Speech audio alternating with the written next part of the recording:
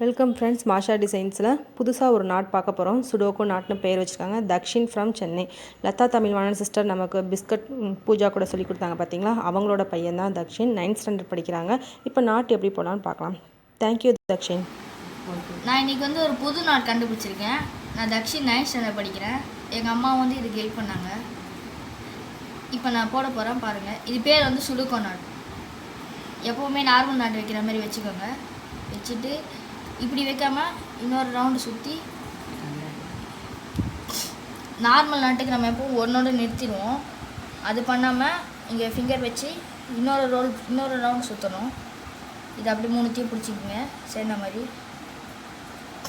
இப்போ இதை இந்த சென்டரில் விட்டு இப்படி எடுத்து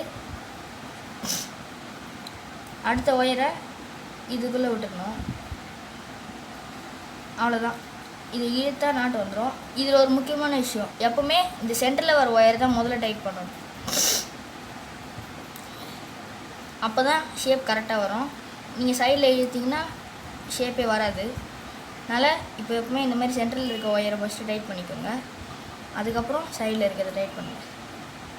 அவ்வளோதான். இதுதான் சுடுக்கோ நாட்.